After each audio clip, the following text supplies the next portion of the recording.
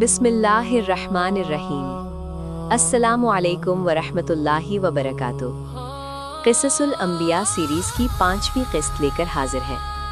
ये ईमान अफरोज़ सिलसिला है जिसमें हम अंबिया कराम अलैहिमुस्सलाम के वाक़यात बयान कर रहे हैं।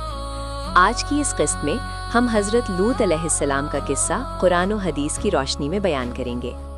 ये वो अजीम नबी हैं जिनको सदूम की बस्तियों की तरफ नबी बनाकर भेजा गया। ये बस्तियां उर्दून के इलाके में वाक़ थीं, जिन्हें मौत-ए-फ़क़ात यानी उलट दी जाने वाली बस्तियां कहा जाता है। आइए इस सबक आमोज़ वाक़े से हिदायत हासिल करते हैं। अल्लाह पाक हमें सुनने और उस पर अमल करने की तौफ़ीक़ अता फ़रमाए, आमीन।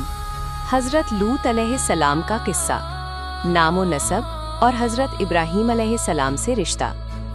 आपका नाम लूत बिन हारान बिन तारुख है। आप हज़रत इब्राहीम अलैहिस्सलाम के भतीजे हैं। जब हज़रत इब्राहीम अलैहिस्सलाम ने बाबिल इराक़ से हिजरत फरमाई थी तो हज़रत लूत अलैहिस्सलाम उनके साथ थे और उन पर ईमान लाए थे। कुरान मजीद में है, फ़आमन लहू लूतुन वक़ाल इन्नी ज़ाहिबुन इला रब्बी।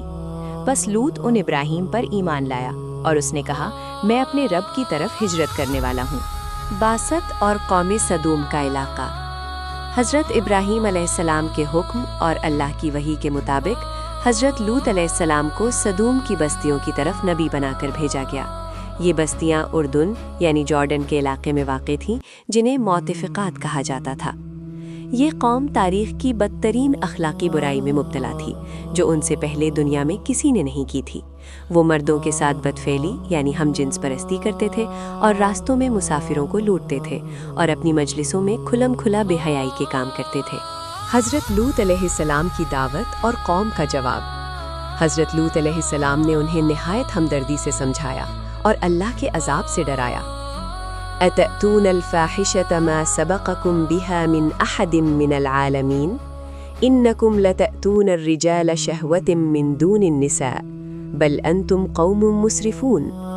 क्या तुम वो बेहयाई करते हो जो तुमसे पहले जहान वालों में किसी ने नहीं की? तुम औरतों को छोड़कर मर्दों के पास शहवत के लिए जाते हो, बल्कि तुम हद से गुजर जाने वाले लोग हो। लेकिन इस बदबख्त कौम ने हिदायत कबूल करने के बजाय अपने नबी को बस्ती से निकालने की धमकी दी। वमा कान जवाब कौमिही इल्ला अन क़ालू अख़रिजूहुम मिन क़रयतिकुम इन्नहुम उनासुन यततहरून। और उनकी कौम का कोई जवाब न था सिवाय इसके कि वो कहने लगे, इन्हें अपनी बस्ती से निकाल दो, ये तो वो लोग हैं जो बहुत पाकबाज बनते हैं। फरिश्तों की आमद और हज़रत इब्राहीम अलैहिस्सलाम को बशारत। जब इस कौम की सरकशी हद से बढ़ गई तो अल्लाह ताला ने अजाब के फरिश्ते हज़रत जिब्राईल, मीकाईल और इसराफील अलैहिमुस्सलाम इंसानी शक्ल में भेजे। ये फरिश्ते पहले हज़रत इब्राहीम अलैहिस्सलाम के पास गए और उन्हें बेटे हज़रत इसहाक़ की बशारत दी और फिर बताया कि हम लूत की कौम को हलाक करने जा रहे हैं। हज़रत इब्राहीम अलैहिस्सलाम ने अपनी शफ़क़त की वजह से बहस की कि इस बस्ती में तो लूत भी मौजूद है। फरिश्तों ने कहा, क़ालू नहनु आलमु बिमन फ़ीहा लनुनज्जियन्नहु व अहलहु इल्ला इम्रअतहु। उन्होंने कहा, हम खूब जानते हैं कि वहाँ कौन है, हम ज़रूर उसे और उसके घर वालों को बचा लेंगे सिवाय उसकी बीवी के। फरिश्तों की आमद और हज़रत लूत अलैहिस्सलाम की परेशानी। जब फरिश्ते खूबसूरत नौजवानों की शक्ल में हज़रत लूत अलैहिस्सलाम के पास पहुँचे तो आप उन्हें देखकर सख्त परेशान और गमज़दा हुए, क्योंकि आप अपनी कौम की बदफितरत और बदकिरदारी से बखूबी वाकिफ़ थे। आपने दिल में कहा, वदाक़ बिहिम ज़रआ वक़ाल हाज़ा यौमुन असीब, और उनकी वजह से तंग दिल हुआ और कहा, ये बड़ा सख्त दिन है। सूरह हूद 77। कौम का हमला और हज़रत लूत अलैहिस्सलाम की बेबसी।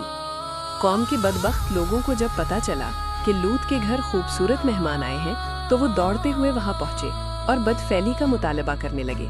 हज़रत लूत अलैहिस्सलाम ने उन्हें समझाया, या कौम हाउलाई बनाती हुन्ना अतहरु लकुम फत्तकुल्लाह वला तुख़ज़ूनी फ़ी दैफ़ी। ए मेरी कौम, ये मेरी बेटियां हैं यानी कौम की औरतें, ये तुम्हारे लिए ज़्यादा पाकीज़ा हैं, सो अल्लाह से डरो और मेरे मेहमानों के बारे में मुझे रुस्वा न करो। सूरह हूद 78। आपने हसरत से फरमाया, काश मेरे पास तुम्हारे मुकाबले के लिए कोई क़ुव्वत होती या मैं किसी मजबूत सहारे की पनाह ले पाता। ये सुनकर फरिश्तों ने अपनी हकीकत जाहिर कर दी। قالوا يا لوط إنا رسل ربك لن يصلوا إليك۔ انہوں نے کہا، اے لوط، بے شک ہم تیرے رب کے بھیجے ہوئے فرشتے ہیں، یہ تم تک ہرگز نہیں پہنچ سکیں گے۔ حضرت جبرائیل علیہ السلام نے اپنے پر کا ایک معمولی سا حصہ ان کی طرف پھیرا، جس سے ان سب کی آنکھیں اندھی ہو گئیں اور وہ دیواریں ٹٹولتے ہوئے وہاں سے بھاگے۔ ہولناک عذاب اور بستیوں کا الٹ دیا جانا۔ فرشتوں نے حضرت لوط علیہ السلام کو حکم دیا کہ رات کے آخری حصے میں اپنے گھر والوں کو لے کر بستی سے نکل جائیں اور پیچھے مڑ کر نہ دیکھیں، سوائے آپ کی بیوی کے جو عذاب کا شکار ہوگی۔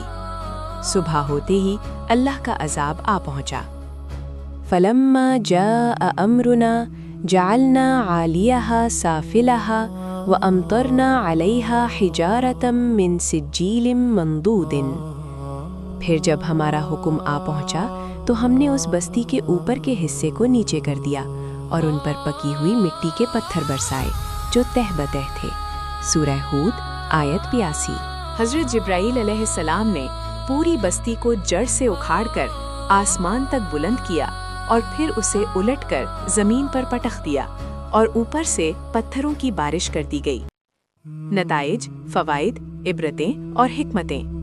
اس قصے سے حاصل ہونے والے اسباق درج ذیل ہیں۔ 1. بدترین گناہ کی سزا، ہم جنس پرستی، مردوں کا مردوں کے ساتھ پھیل، اللہ کے نزدیک اتنا گھنونا گناہ ہے کہ اس کی پراشت میں پوری بستی کو الٹ دیا گیا اور پتھروں کی بارش کی گئی۔ 2. پاک بازی کا مذاق اڑانا، قوم لوط نے اپنے نبی اور ساتھیوں کو صرف اس لیے نکالنا چاہا کیونکہ وہ پاک باز تھے۔ یہ عبرت ہے کہ جب کوئی قوم نیکی کو برائی سمجھنے لگے تو وہ تباہی کے دہانے پر ہوتی ہے۔ 3. بروں کی صحبت کا انجام، حضرت لوط علیہ السلام کی بیوی اگرچہ خود وہ فعل نہیں کرتی تھی، لیکن وہ ان برے لوگوں کی حمایتی اور ان کے کاموں پر خوش تھی، اس لیے وہ بھی عذاب سے نہ بچ سکی۔ 4. توبہ کی مہلت کا ختم ہونا، عذاب کے فرشتے صبح کے وقت آئے، جس سے معلوم ہوتا ہے کہ توبہ کی مہلت ختم ہونے کے بعد اللہ کا عذاب اچانک اور فیصلہ کن ہوتا ہے۔